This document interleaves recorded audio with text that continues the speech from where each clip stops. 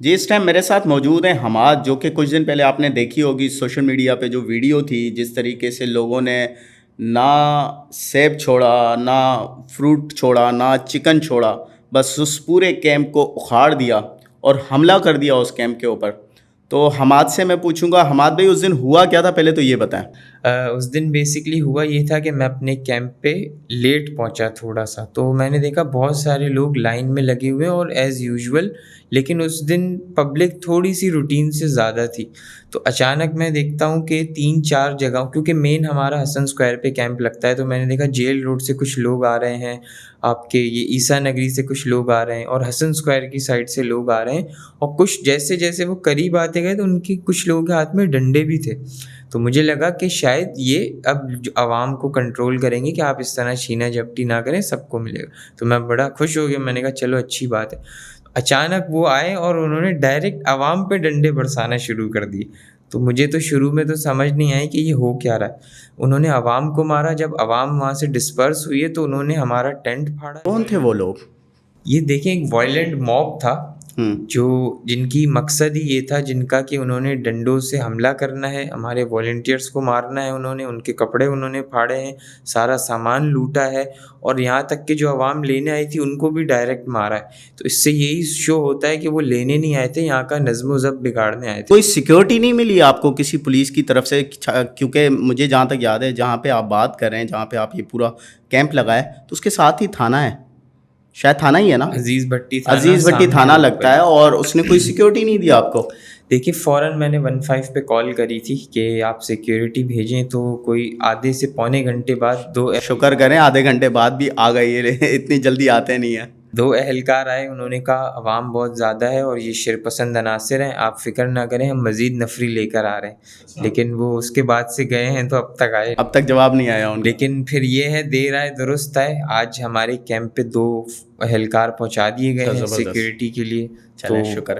شاید عدیل صاحب ہیں، عدیل صاحب میں وہ ایس ایچ او ہیں وہاں کے، میں ان کا شکریہ ادا کرتا ہوں کہ ایٹ لیسٹ جو نوجوان کام کر رہے ہیں نا اس شہر کے لیے، کہ آپ لوگ ان کے لیے ایسی سیکیورٹی پرووائڈ کریں. کیونکہ نہیں پتہ، یہاں پہ ہمارا ایک نوجوان ساتھی تھا سید محمد طه شیخ، تو اس بیچارے کو قتل کر دیا گیا. تو یہاں پہ جو بھی لوگوں کی بھلائی کے لیے، بہتری کے لیے کام کرتا ہے نا، تو پھر اس کو یہاں کی پبلک بھی اور اس ٹائپ کے ادارے بھی تنگ کرتے ہیں. لیکن میں ان کا شکریہ ادا کرتا ہوں، ایٹ لیسٹ آپ کو انہوں نے 2 پولیس والے دے دیا.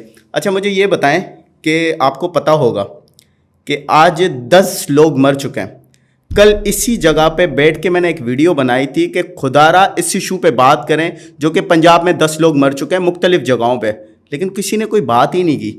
اور جب آج 11 لوگ مر چکے ہیں، تقریباً 10 سے 11 لوگ مرے، تو آپ سب چلا رہے ہیں. اور ایک دن پہلے میں نے بولا کہ بھائی اس پہ کوئی بات کرے، کوئی بات کرنے کے لیے تیار نہیں تھا. کیا حل ہے اس چیز کا؟ آپ مجھے تھوڑا سا حل بتائیں اس کا. دیکھیے حل تو جو ہے وہ 75 سال پہلے ہمیں ڈھونڈنا چاہیے تھا، جب یہ ملک بنا تھا اس کے شروع میں. اب چلیں، اب بہت دیر ہو چکی ہے، کیونکہ 75 سال بعد بھی آج ہماری قوم آٹے کی لائنوں میں لگی ہوئی. جو پرائم منسٹر صاحب ہیں وہ راشن کی لائن میں لگا رہے ہیں، تو یہ ایک کوئی سیاسی بات نہیں ہے. لیکن 75 سال بعد آج بھی ہم آٹا، پانی، گیس، بجلی ایسے بنیادی مسئلوں میں پھنسے ہوئے. دنیا جا رہی ہے انوویشنز کی طرف. جو آپ کے ٹویٹر کے سی ای او ہیں ایلن مسک، وہ میٹاورس اور آرٹیفیشیل انٹیلیجنس کا کوئی ایک نیا شہر آباد کر رہے ہیں. انہوں نے پتہ نہیں کتنے بلین اس میں انویسٹ کر دیے. لیکن اگر آپ پاکستان میں آئیں تو آج بھی وہی مسئلے ہیں ہمارے بنیادی. اگر آج ایک کراچی میں مڈل کلاس آدمی ہے، اس کے گھر میں نہ گیس آتی ہے، نہ بجلی ہے، نہ پانی ہے. اس کے 2 بچوں کی اسکول کی فیس کہاں ہے؟ آپ کے سامنے ہے. بجلی کا یونٹ اس وقت کہاں پہنچ چکا ہے؟ ہمارا اپنا گیس کا بل گھر کا 800 روپے آتا تھا، اور اس مہینے ہمارا بل 2500 روپے آیا. 3 گنا اس میں آلموسٹ اضافہ ہو چکا ہے. تو یہ سفید پوش آدمی کا کیا یہ آپ یہ کیا بات سمجھتے ہیں کہ یہ جان بوجھ کے کیا جا رہا ہے ہمارے ساتھ؟ کیونکہ یہاں پہ مجھے نہیں یاد کہ کبھی کسی سیاستدان کے بچے کا موبائل چھینا ہو. کبھی میں نے یہ نہیں سنا ہے کہ کوئی سیاستدان آٹے کی لائن میں لگا ہو، اس کا بچہ مر گیا ہو.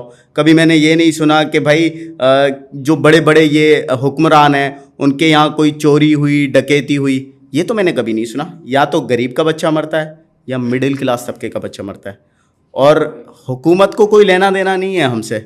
تو کیسے نظام بہتر ہوگا؟ یہ نظام بہتر کرنے کا دیکھیں ایک ہی طریقہ ہے. آپ کو, مجھے اور ان تمام لوگوں کو جو اس شہر اور اس ملک میں رہتے ہیں ان کو اب ذمہ داری لینی پڑے گی. ہم نے اپنے جو فیصلے ہیں وہ ایسے لوگوں پہ چھوڑے ہوئے جن کا اس ملک میں کوئی اسٹیک ہے ہی نہیں.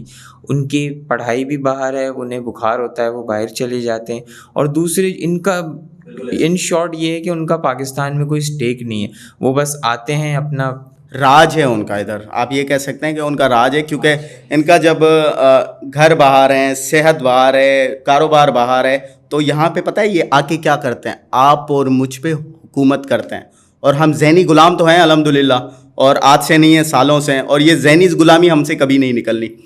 مجھے یہ بتائیں, آپ زیبسٹ میں پڑھتے ہیں, اور مجھے جہاں تک پتہ ہے آپ کی عمر زیادہ ہوگی بھی نہیں, 25 سال سے 23-24 سال. کیا لینا دینا ہے آپ کا یہاں کی پبلک کے ساتھ, کیوں کر رہے ہیں ان کے لیے, حالانکہ جن کے لیے کر رہے ہیں انہوں نے آپ کو ڈنڈوں سے مارنے کی کوشش کی, آپ کا ٹینٹ کو توڑنے کی کوشش کی.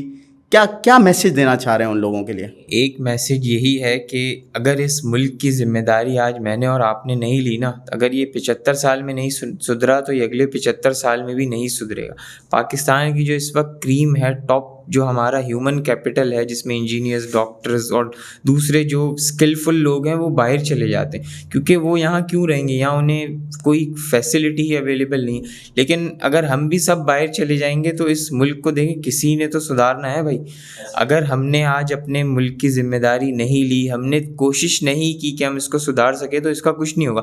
اور اگر ہم اپنی آنے والی نسل کو, میں ایک ہی بات کہتا ہوں کہ انہوں نے معذرت کے ساتھ پاکستان کے لیے کچھ بھی نہیں کیا. اگر انہوں نے کچھ کیا ہوتا تو آج ہمارا ملک یہاں نہیں ہوتا. لیکن مسئلہ یہ ہے نا, یہاں پہ آپ سچ بولو تو آپ کو گولی مار دی جاتی ہے, اگر یہاں پہ کسی کے حق کے لیے بات کرو تو آپ کے اوپر مقدمے بنائے جاتے ہیں, اگر یہاں پہ سچ بولو تو وہ رات کو گم ہو جاتے ہیں لوگ. اس میں ایک ہی چیز ہے کہ رزق, موت اور آپ کی جو یہ سب چیزیں اللہ کے ہاتھ میں, عزت ذلت. اگر آپ نے آج آپ کا انتقال ہونا ہے تو آج ہی ہونا ہے, چاہے بیٹھے بیٹھے ہو جائے گا, بیٹھے بیٹھے ہو جائے گا, چاہے کوئی کچھ بھی پلان بناتا رہے. اگر آج آپ کی موت لکھی آپ آج ہی مرو گے, آج سے 50 سال بعد لکھی آپ 50 سال. لوگوں کو یہ بات کیوں نہیں سمجھ میں آتی کہ عزت ذلت زندگی موت میرے رب کے ہاتھ میں, کسی کے باپ کے ہاتھ میں نہیں ہے. یہ کیوں نہیں لوگوں کو بات سمجھ میں آتی؟ یہ جو ذہنی غلامی ہے, یہ ڈر ہے ان کے ذہن سے نکلتا کیوں نہیں ہے؟ لیکن وہ اللہ کہتا ہے نا کہ اللہ کی لاٹھی بے آواز ہے, وہ ڈھیل دیتا رہتا ہے جب تک انسان کو وہ اتنی ڈھیل دے دیتا ہے کہ انسان کو لگتا ہے, فرعون کے ساتھ بھی تو یہی ہوا تھا نا, اس کو اتنی ڈھیل اللہ نے دے دی کہ وہ اپنے آپ کو خدا کہلانے لگا تھا. لیکن جب اللہ نے اس سے لاٹھی بے آواز ہے, جب ان لوگوں کو تکلیف پہنچتی ہے نا, تو یہ بالکل صحیح کسی نے کہا ہے کہ اللہ کی لاٹھی بے آواز ہے, وہ اپنی پریشانی اپنا دکھ کسی کے ساتھ شیئر بھی نہیں کر سکتے. تو یہ ساری چیزیں ہیں, لیکن ظاہر ہے اس ملک میں رہنا ہے تو اس ملک کے آج 10 جانیں جا چکی ہیں, اور یہ پہلی بار نہیں ہوئی. روٹی کپڑا مکان کا نعرہ آج سے نہیں سن رہے, پچھلے سالوں سے سن رہے ہیں. اور اس شہر میں مجھے جہاں تک لگ رہا ہے, کیونکہ یہ تو پہلے شہر روشنیوں کا شہر تھا, آپ کے پلس کے نیچے چرسی بیٹھے ہیں, جو ان پلس کے اوپر لائٹنگ لگی ہوئی ہے, جو روڈوں پہ لائٹنگ لگی ہوئی ہے, یا پوری سڑک پہ آپ جتنے بھی دیکھیں گے سریے, یا تو وہ چرسی موالی اٹھا لیتے ہیں کیونکہ ان کو نشہ کرنا ہے. اور خیر میں یہی بولوں گا, وہ بیچارے بیمار ہیں, ان کے لیے علاج کے لیے اگر وہ نشہ نہیں کریں گے, مزید وہ پاگل ہوں گے, اپنا سر کسی چیز میں لگائیں گے. کیا یہ روٹی کپڑا مکان جب سے چلتا ہوا آ رہا ہے, آج بھی ہم ادھر ہی ہیں, آج بھی ہم روٹی کے لیے پریشان ہیں. مکان تو انہوں نے, جن کے بس کی بات تھی وہ تو سب کچھ چھین لیا ہے ان لوگوں نے. لیکن ہم لوگوں کو کیا ایسا کرنا چاہیے کہ ایٹ لیسٹ ہم اپنے حالات بہتر کر سکیں؟ کیونکہ میں نے جب تک بات سنی ہے کہ اللہ تعالیٰ اس قوم کے حالات نہیں بدلتا جب تک وہ خود حالات نہ بدلنا چاہے, یا تو پھر ایسا ہی ہے کہ عوام نہیں بدلنا چاہ رہی. یہ میرا جواب آپ نے دے دیا کہ اللہ نے تو کہا ہے نا قرآن میں کہ میں اس قوم کی حالت تب تک نہیں بدلتا جب تک وہ خود نہ چاہے. اگر آج میں گھر میں بیٹھا رہوں اور میں یہ سوچوں یار مجھے تو آٹے کی, کھانے پینے کی اور راشن کی مجھے تو تکلیف نہیں ہے نا. اب جس طرح آپ نے سوال کیا کہ آپ کو کیا ضرورت تھی بھائی, اتنی سی عمر میں آپ جاؤ روڈوں پہ مارے پھرو. میں دھوپ میں بھی پھر رہا ہوں, ہماری ٹیم دھوپ میں بھی کھڑی ہے, لوگوں کی گالیاں بھی کھا رہی ہے, کیونکہ دیکھیں ہم سے زیادہ گراؤنڈ پہ تو آپ رہتے ہیں, آپ کی سوشل میڈیا پہ پوسٹیں آتی رہتی ہیں, تو آپ کو تو اندازہ ہوگا کہ جن لوگوں کے لیے آپ یہ سب کر رہے ہیں وہی لوگ آپ کو گالیاں دے رہے ہوتے ہیں. اسرار احمد کی ایک بات ہے نا, اگر آپ کسی کو دکھ میں دیکھو اور اس کا ازالہ کرنے کی پوزیشن میں اور آپ نہ کر سکو تو آپ پھر کتنے بھی بڑے آدمی ہوں, آپ کا اس دنیا میں پھر برباد ہے. آپ اگر کسی بھی آج یونیورسٹی کالج اسکول میں جائیں گے نا, آپ کسی بھی بچے کو رینڈم پک کریں اور اس سے بولیں آپ نے بڑے ہو کے کیا کرنا ہے, تو بولے گا یار میں اچھے پیسے کماؤں, میرا بڑا گھر ہونے چاہیے, میری بڑی گاڑی ہونی چاہیے, پھر میری شادی ہو جائے, اس کے بعد میرے بچے ہو جائیں, پھر ان کی شادی ہو جائے. تو یہی زندگی تو جانور بھی گزارا ہے, کھاتا پیتا بچے پیدا کر کے چلے جاتا ہے. تو ہم میں, اور ہم تو اشرف المخلوقات ہیں نا, تو ہم دونوں میں فرق کیسے اسٹینڈ آؤٹ رہے گا؟ وہ فرق اسی طرح رہے گا کہ ہمیں کچھ ایسا کرنا ہے جس سے ہمارے ملک کو, قوم کو, اگر ملک قوم کو نہیں تو بھائی ہمارے پڑوسی, ہمارے علاقے والوں کو کچھ فائدہ تو پہنچائے. ورنہ میری نظر میں تو آج میں یہاں ہوں, میں کچھ بھی نہیں کرتا لوگوں کے لیے, دوسروں کے لیے, تو میں تو معذرت کے ساتھ اس دھرتی پہ بوجھ ہوں. اصلی ظالم وہ ہے جو ظلم دیکھتا ہے اور خاموش رہتا ہے, اس ظالم کے خلاف بات نہیں کرتا, چپ رہتا ہے. اور یہ ظلم پتہ ہے کیا رزلٹ نکلتا ہے؟ یہ ظلم بڑھتا ہے. اور یاد رہے, جب ظلم بڑھتا ہے تو پھر مٹتا بھی ہے. خدا را اپنے حق کے لیے بات کریں, نہ ڈریں. کسی کا باپ بھی آپ کی جان نہیں لے سکتا, وہ اختیار صرف اللہ کے ہاتھ میں ہے. حق اور سچ کی بات کریں.